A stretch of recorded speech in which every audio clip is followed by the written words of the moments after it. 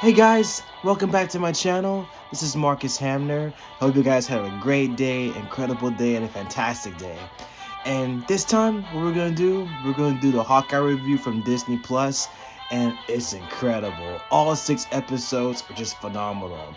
And I've seen all the Marvel TV shows that came out ever since the last summer, and with Loki, the Falcon and Winter Soldier, WandaVision, and of course now with Hawkeye. There's like so many cool Marvel TV shows, and what I'm gonna do, I'm gonna break down all the TV shows that are on Disney Plus and go through all the Easter eggs and breakdowns and explain it to you guys. And one of the reasons why I love the Easter eggs so much is because there's so many clues that they've taken from the comic books and add them to bits and pieces of the clues either behind the scenes or somewhere in the background that you probably didn't even get a chance to see it. So, but it's really great, and this is one of the reasons why I love it. But I got Eric Voss next to me too, so he's gonna guide us through the breakdowns as well. So yeah, like I said, I follow the New Rock Stars, Real Rejects, Comic Pop, Comics Explain, Comics Historian. Those are my go-to guys, and whenever I do Easter eggs and everything, I always go back to them as well, because they might catch something that I might have missed, or they might not catch something that I might catch something that they might have missed. So you pretty much, it's like back and forth, because you're always learning stuff every day. So, but yeah, with Hawkeye, with Phase 4, it takes place after Avengers Endgame. So we have here is that it takes place in the Christmas settings too. So Clint already has his family, and he also meets with Kate Bishop, who's played by the lovely, incredible, and talented Hailee Steinfield. This is her first appearance in the MCU too. And Kate Bishop actually makes an appearance for the first time in Young Avengers issue 1 in 2005. And then she has her own series titled Hawkeye, in Hawkeye issue 1 that came out in 2016. So she basically takes the Hawkeye mantle in the comics. So, but in the MCU it's a little different, even though I think there's gonna be a Young Avengers title in the MCU eventually.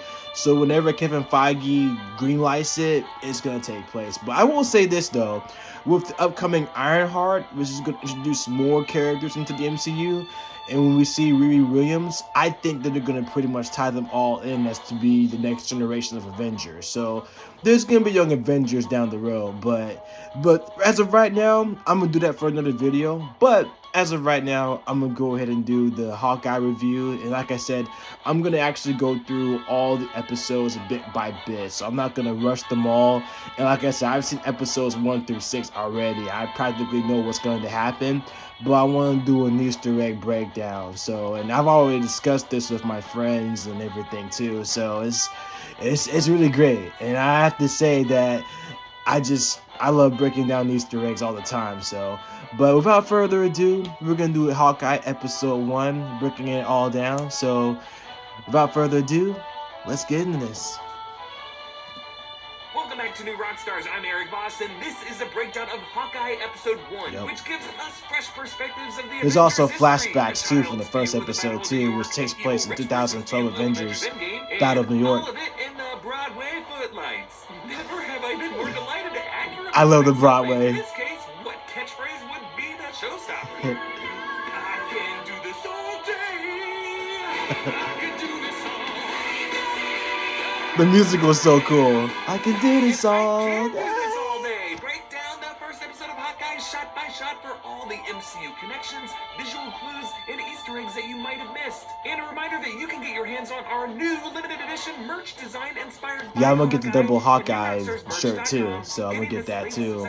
And I was also gonna get the Strange Entanglement too, which will go to my collection too, so good shows. The Marvel Studios title card has been updated from past Marvel titles to include a shot of Natasha and Yelena from Black Widow on the V, and on the M, before Shang-Chi harnesses the 10 rings, Hawkeye's mid-air twist from the 2012 Avengers, the move we are about to see, but from a new angle in this episode. And they're all pretty much tying in with the intros, because you see Natasha and Yelena in the intro, and then you see Clint after when he shows up after Shang-Chi too. So yeah, it's all gonna tie in together, but let's continue. We opened in New York in 2012. The Battle of New York, 2012. Making Hawkeye the 5th live-action live-action MCU title to depict this battle after Avengers, Spider-Man Homecoming, Avengers Endgame, and the Loki prologue. They love coming back to this day. And depending on your interpretation of the MCU's timeline logic, there may be alternate Caps and Tonys snooping around in the alley below this building. Yeah, see, the timeline is kind of like a little bit screwy at the same time too, because it pretty much like goes back in time as well, because especially with the Avengers of Endgame, where the Avengers had to go back in time from 2012 to recover the Tesseract. So yeah, so it's pretty much with that. With this episode, seeing it from Hawkeye, we're seeing it from the perspective of Kate Bishop, who was only a little girl at the time during the Battle of New York. So you'll notice the city is at peace at this moment. We only see the first Chitauri fly past the window a little over 3 minutes in. Oh, you had to miss that. Thomas shoots the chaos in one continuous unbroken shot, lasting about 2 minutes from there until Kate sees the Stark Tower through the collapsed wall and Hawkeye's same badass jump from the 2012 film. Yeah, that was cool. His perspective then. This pose of Hawkeye falling backwards, aiming the arrow back upward, was the opening panel of the 2012-2013 Matt Fraction David Aha Hawkeye comic that this series is based on. But yeah, now that we was see cool. it from the perspective of the future Hawkeye, Kate Bishop, as this series is adapting that storyline to be. But it's interesting how time has been condensed for this show, because in the 2012 film, this battle spans from start to finish, from the moment that Chitauri arrives, about 19 and a half minutes of screen time as we cut around among the various perspectives of the participants of this battle, from the first wave of Chitauri to Clint's jump. But here, from the perspective of one little girl, that same chaos unfolds in less than 2 minutes, all pretty much in real time. That makes sense though, 19.5 seconds though, because like with the minutes going by, like the whole thing is just pretty much fascinating at the same time. So I love telling time and time variance. So time variance, TVAs. Now, you could point to this interesting detail with Stark Tower, where there's only the missing R at this point in the battle, whereas in the 2012 film, the first letters broken off were really the K, and only part of the R when looking for a fought. You could look at that and say, maybe they're just taking liberties with the continuity of the battle, or maybe this is an alternate timeline. Really, I just think this is more realistically how fast the devastation I was kind of curious about that too. Fleeing in fear. The Avengers, they were slow motion kicking ass for what felt like half an hour, but for everyone else, they had just minutes to run for their lives. Just an interesting way how time moves differently for the Avengers, or as Steve Rogers lamented in Endgame, you know, I keep telling everybody they should move on and grow. Some do, but not us. Now, in this bedroom are a bunch of trophies and medals, but are these Kate's, making her a prodigy overachiever, or are they someone else's? Because there is a framed photo of a woman doing a handstand on a ledge, presumably Kate's mother Eleanor, someone who is definitely more agile than she lets on, and is the kind of parent who would pressure her daughter to be an overachiever. But here, Kate's just an animal lover with a toy pet vet truck, foreshadowing her caring for the welfare of the most amazing pizza dog. Kate's parents, Eleanor and Derek, argue. We have to solve the penalty. No, we don't. That's what, an actual solution? You know, maybe growing up in this place, you got used to the idea that a solution will just fall out of the sky, but it won't, Derek. So in the comics, Derek Bishop comes from a wealthy Manhattanite family, and it's Eleanor who supposedly died, disappearing mysteriously while on a trip to Colorado, and Derek being implicated in her death. But this series reverses it so that it seems like Derek dies, but notice we do not see that death, and he and Eleanor were in some kind of shady financial Yeah, that's kind of situation, interesting that they've actually reversed that. miraculously evaporates after Derek's death, and then Eleanor's wealth only seems to grow. So it looks like a solution did fall out of the sky, a Chitauri wormhole in the sky, providing a convenient cover story for Eleanor to get her husband out of her life. And notice how Eleanor responds. Make more family. Yeah, so it's kind of interesting that they pretty much like reversed the scenes where Eleanor dies in the comics and then Drake actually survives. So Ouch! This tells us that A, Kate prefers her father as a parent, and they all know that, and B, Eleanor doesn't really want her own daughter. It's also tragically sweet how Derek first asks Kate, How much did you hear? as if he was worried Kate overheard Man. Eleanor's response to that question. And then after giving her some classic hero advice, he leaves. Think fast. I'll be downstairs in my office. And later, Yeah, I thought it tells was- Kate to go set up checkers, saying, Yeah, I was gonna say, I thought it was just fascinating the fact that the relationship dichotomy is a lot different from the comics too, because it's like Kate wanted Derek to be there for her instead of Eleanor at the same time. Like Eleanor didn't want Kate, so. But that kind of like, you can see the relationship as it was as the episodes progresses. So, and again, I'll do those episodes too. But let's continue. Okay, I'm going downstairs. I'll be right back.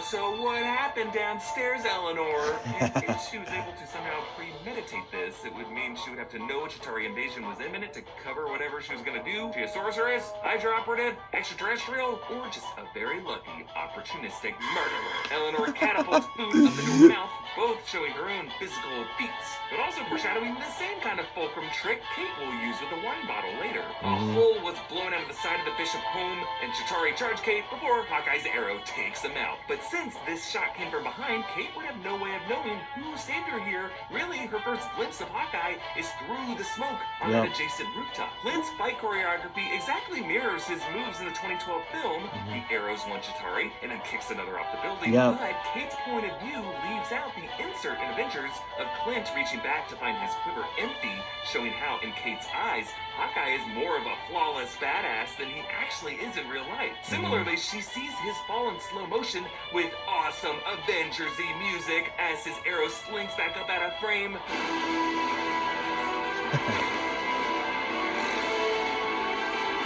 I've always loved that shot. When really, in the 2012 film, this was more of an all is lost beat for all the Avengers that ended with Hawkeye in pain, unable to get up.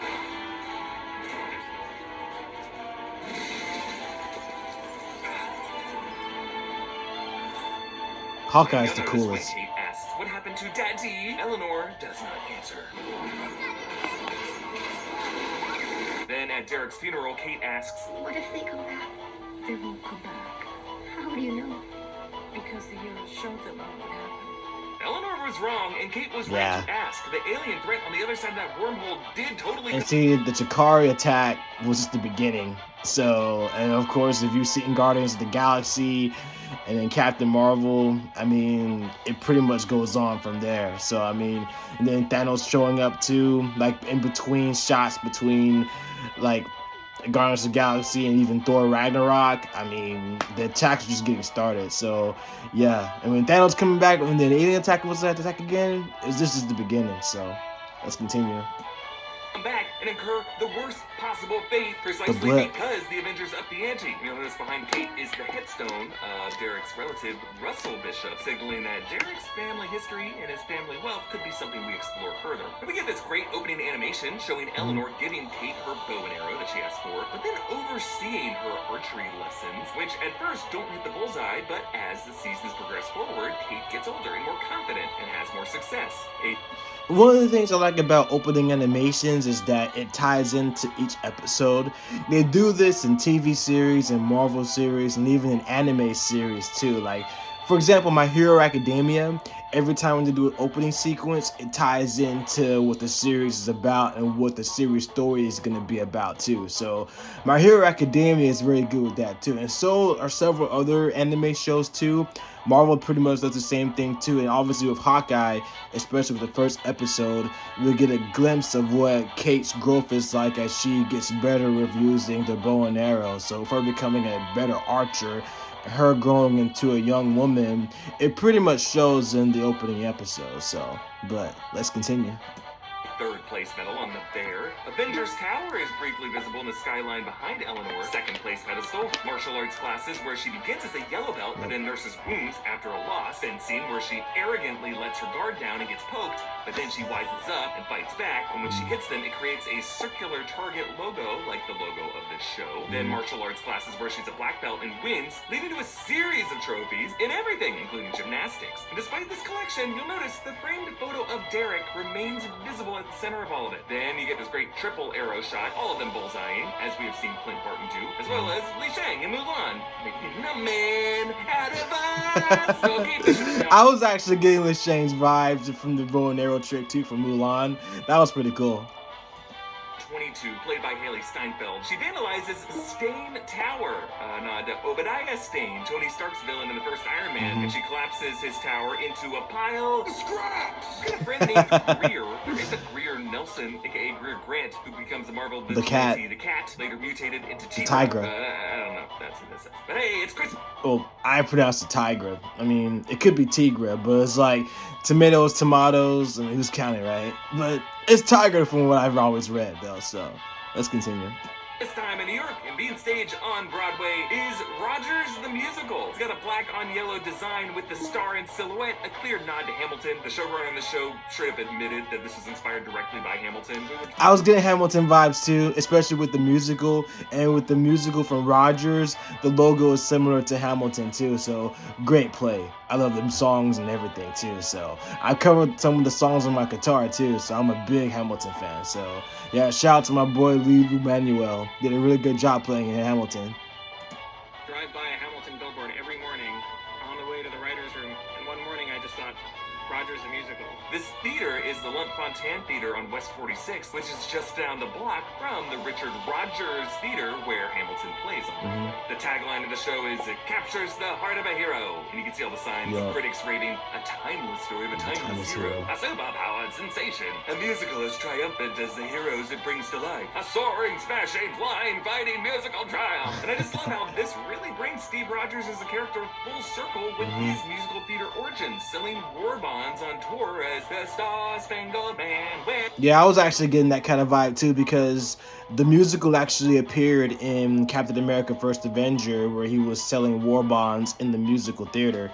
So it kind of gives off that vibe for the modern day musical from Rogers and the current musical video from Hawkeye. So yeah, I was getting those kind of vibes too. Restages the Battle of New York. You can see broken buildings, Chitauri's flying through it all. Chitauri's flying. With the glitz and glamour, which contrasted the really dark perspective we saw in the prologue. This amazing song is I Can Do This All.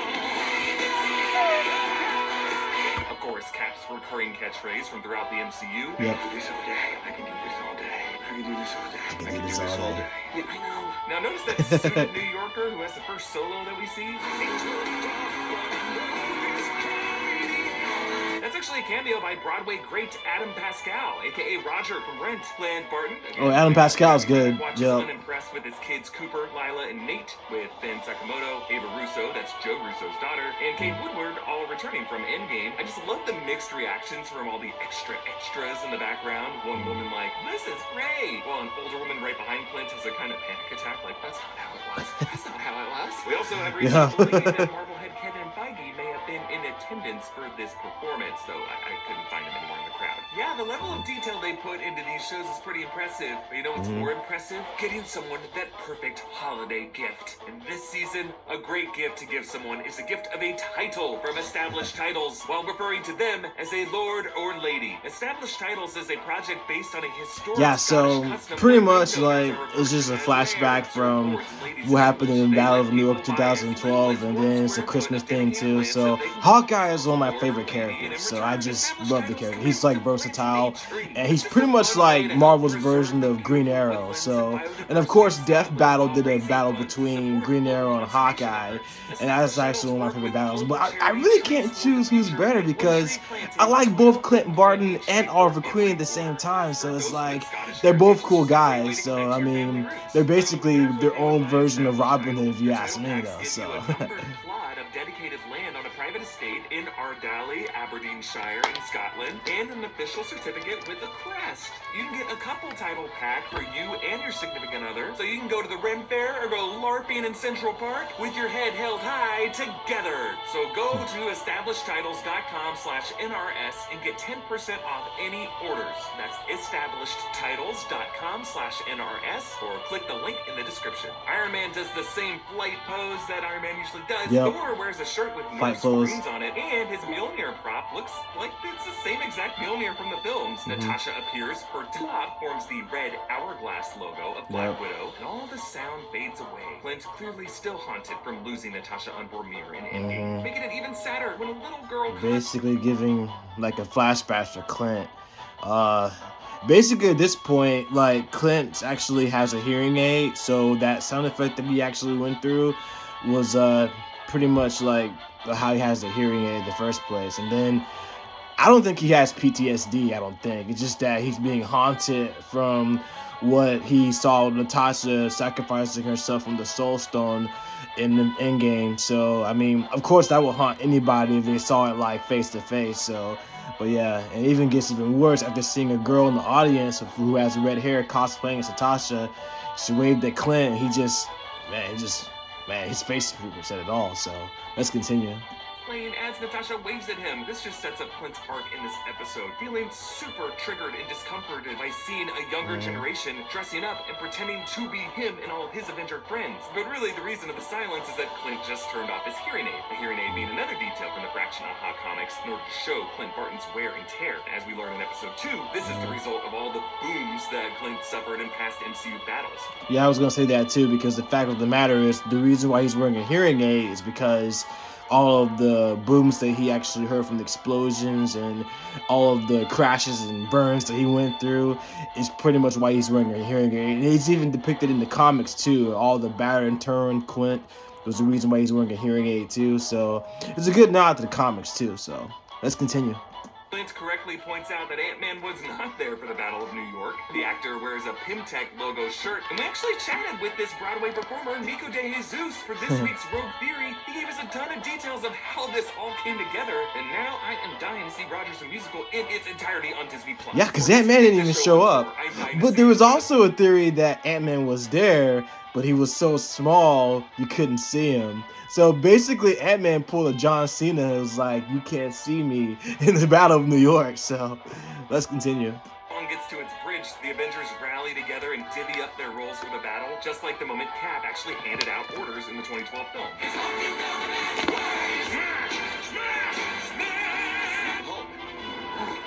Smash. Oh.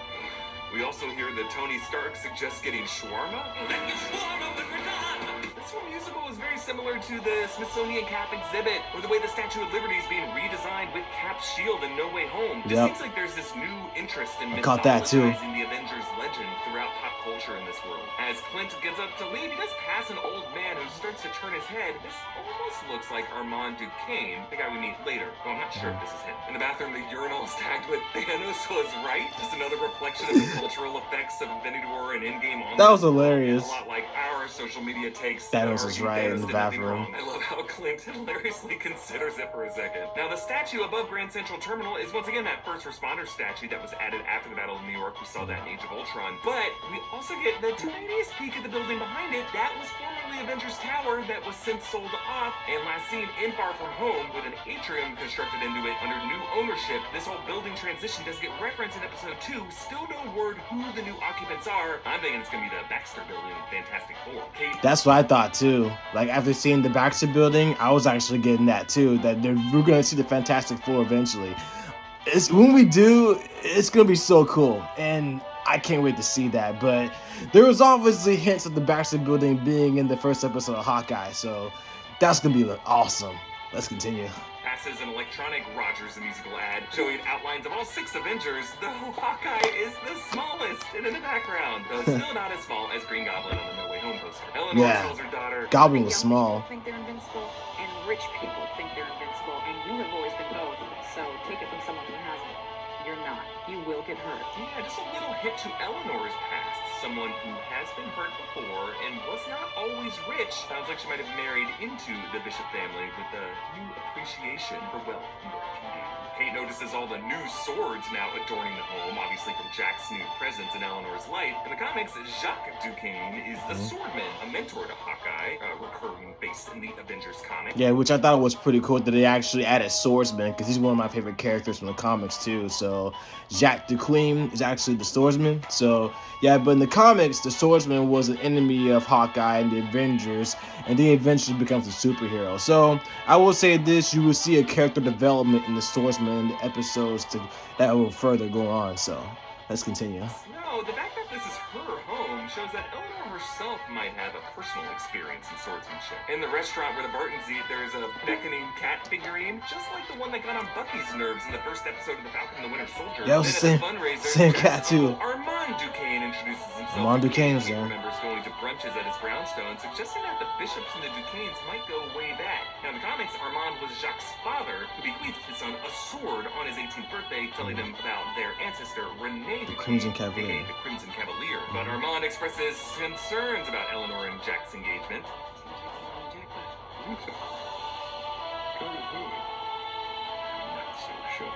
And stressed out about her mom's engagement, Kate heads outside where she sees that one-eyed dog that she later saves and gives pizza. In the comics, this is Lucky the pizza dog, who was actually renamed Lucky by Clint, but so Oh, I love Lucky the pizza dog. I will say it's a little weird that this dog finds Kate first. Like, maybe smarter than we think, as all dogs are. I mean, he rescues who? Kate overhears Armand and Eleanor arguing. I gave you an opportunity to explain this. I've got powerful friends too. Powerful friends that both Armand and Eleanor have. Of course, there are all kinds of shady power players in the MCU presently, from Val to power broker Sharon Carter to Xialing in the Ten Rings, to, of course, figures we hope to see soon, Wilson Fisk, Kingpin. I think the opportunity that Armand gave Eleanor. I'll say this. Kingpin is awesome. One of my favorite villains of all time. And I mentioned this in the last video too, that Kingpin is just extraordinary. So I'm going to do a video about the Kingpin in the future too. So I'm going to do more background stories, but he's one of my favorite villains. I've seen Kingpin in the 1960s Spider-Man cartoon, the 1980s Spider-Man cartoon, the 1990s Spider-Man the Animated Series cartoon, and seeing him betraying Michael Clark Duncan and Vincent D'Onofrio's, their version of Kingpin is awesome. I mean, Kingpin he's up there next to Dr. Doom and Magneto and Mr. Sinister and all the other top villains too. So he's pretty much up there as far as like one of the best known villains of all time though. So let's continue. Take on her screw-up husband's role in the criminal operation after his death, but now Lady Eleanor refuses to cut Armand into the black market auction that I think she is actually running, forcing him to bid on what he wants like a normal rich person. It just seems like Armand used to be a powerful influencer in the criminal underworld, but now his power is waning. When Kate snoops through the kitchen, she hears a caterer say, Gary wants your onions down right away. so later when she tells the server that Gary sent her, she wasn't just pulling that name out of her ass. She She's like, yeah, Kate's like, auction Gary? off a Triceratops skull that they acquired through, I assume, some shady means. In the Fraction Aha Comics, there is a black market auction that goes down, actually attended by Kingpin and several others, all bidding on some incriminating footage of Clint Barton committing murder. Here, the auction is for Clint Barton's Ronin gear and sword from Avengers Endgame that they say was recovered from the wreckage of Avengers compound. Interesting. So I pointed out in the background of Endgame's final scene, there was a mysterious helicopter airlifting something away from the debris. So it's tying in. I wondered if there could be corrupt players in that cleanup crew, similar to Adrian Toome's crew harvesting Chitauri tech. That's what I was thinking too, that pretty much in that same ship, it was around the same time of Homecoming. I was wondering if that was like any ties to that too, so yeah. The Battle of New York for Homecoming. The auctioneer describes it. Ronin decimated the criminal underworld of the city, almost completely annihilating the status and power of the head of organized crime. And as the camera runs across the blade, Armand is framed in the background along its edge, perhaps foreshadowing his death via sword. But then this close-up on Grumpy Armand on that line suggests he either was himself or was associated with the head of the city's organized crime that Ronin Hawkeye's efforts nearly annihilated. I'm just saying the fact that the MCU is saying that there is at all any one head of organized crime in New York City, to me is a pretty solid clue of Kingpin's existence in this universe. Or perhaps now with Armand's death, Kingpin's opportunity to rise. The wall explodes and the podium's like, I think I'll go this way, thanks. And breaking in are the Tracksuit Mafia, in the comics called the Tracksuit Dracula, a bunch of Russian thugs who end every line with bro. And they're led by Kazi, aka the Clown, who works with them in the comics. Yeah, Kazi reminds me of a cross between like the Joker and the Comedian too at the same time, the Comedian from Watchmen. But this version of the villains actually doesn't have the mask that the Comedian does. So, but yeah, let's continue. We've got 90 seconds to find the watch. Everything else is secondary. Let's go, bro. They end up recovering this watch, and it has a red face and gold plating, lot number 268. So Avengers Compound, huh? Yeah, Well, Avengers red and Compound. gold are Iron Man's colors. Tony Stark did have some techie watches over the years. The watch he used to store his gauntlet armor in Civil War, and the Quantum Navigator wristbands in Endgame. But this watch looks more decorative. There was that Bulgari watch that Obadiah Stane gave him in the first Iron Man, the same watch he actually later used to pay for strawberries in Iron Man 2. Right, But this that was isn't funny, that too. watch exactly. 268 could be a clue. Same Maybe watch referring to right Iron there. Man 268 when Tony recounts his origin with Yinsen and the Mandarin. Yep, that's actually one of my favorite issues from Iron Man 268 was when he goes back and remembers the time when he was captured in Vietnam and he meets Yinsen and creates the armor to escape from Vietnam. So, and then Iron Man, the animated series, pretty much touched base on the same origin too in the episode where Iron Man was trapped in a cave and he was actually trying to survive because he was cold. So to keep himself warm, his computer allowed him to go back into memories of time of his life growing up. So, of course, in the animated series, he didn't have Jarvis at the time. He was just a modified computer and everything like that. So, but I would recommend watching Iron Man from the 1990s. It's really good. But that's on Disney Plus too, though. So, let's continue. Or Avengers 268, in which the Avengers have to deal with Kang. So I just think this watch is going to end up being valuable either for some important tech they think is stored inside, like quantum tech, access to the quantum realm, and therefore time travel. I was thinking quantum realm too. Sentimental value to whoever sent the tracksuits. Kate attacks the tracksuit, aiming a gun at Armand and Jack. She has a little moment with Jack.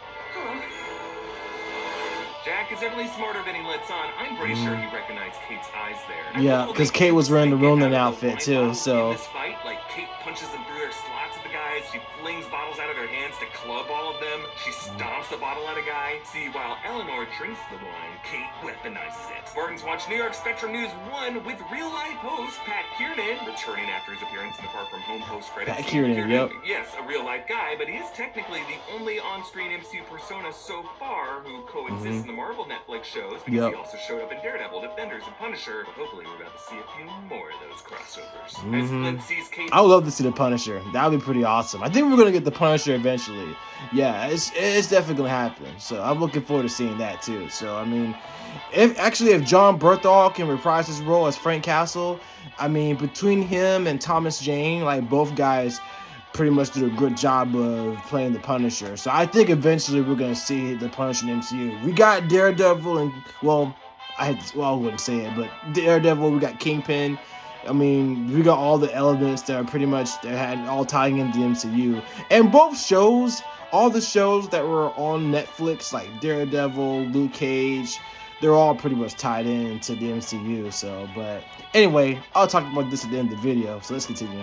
In her Ronin gear, he flashes back to that Tokyo scene in Avengers Endgame, and in that moment, he was turning to look at Natasha. Right before that cut would happen, we instead cut back to Clint in the present, suggesting that he's probably remembering Natasha in this moment. In her apartment, Kate keeps arrows by her door, meaning she's hitting those ranges every day, bro. In her mom's home, she finds a bowl of Practice makes perfect. butterscotches, which of course she later sees as a smoking gun against Jack, and she finds the slain body of Armand, death by stabbing. Really, these are point pretty much directly at Jack. I just think him wanting to inherit his money is just a little too obvious of an explanation. It could still be Jack who killed him. I just think there's going to be some deeper layers to this murder than it seems. And that Eleanor Jack is framed though. People could have been involved. As Kate runs away, there's another longer than usual take, about a half minute as she runs down the street, as the headlights hit her, runs into the tracksuits, and then tries to flee down another street before getting cut off. Kind of bookends with the opening long take of young Kate, putting her back in that panicked headspace. Now the tracksuits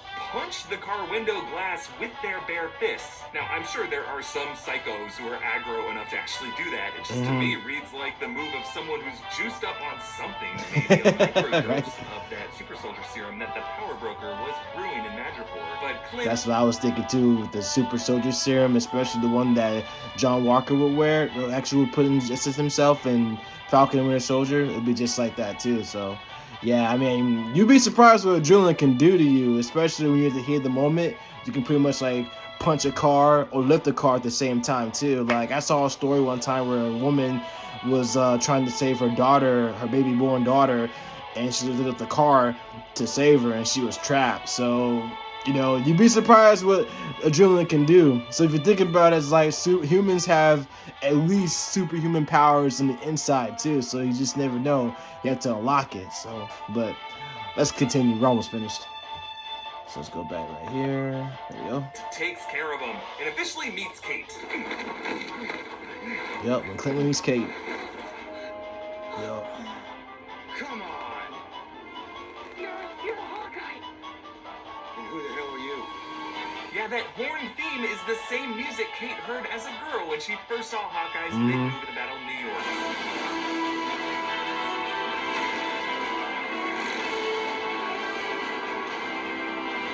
To her, he is the gritty reality of a hero that she dreamed of meeting, but to him, she is just another cosplaying Avenger wannabe that he's gonna learn is gonna help him so much to get to know better. To support this channel, check out our great merch options at newrockstarsmerch.com. Follow me on Instagram and Twitter at EABoss. Follow New Rockstars. Subscribe to New Rockstars for more.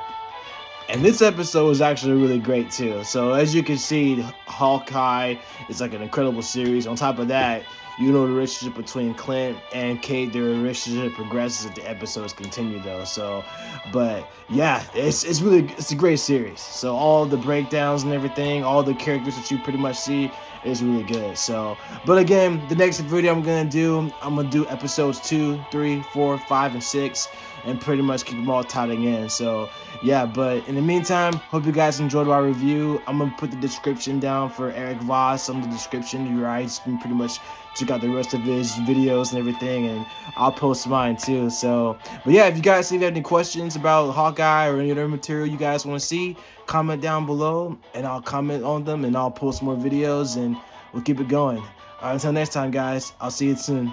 Peace and love.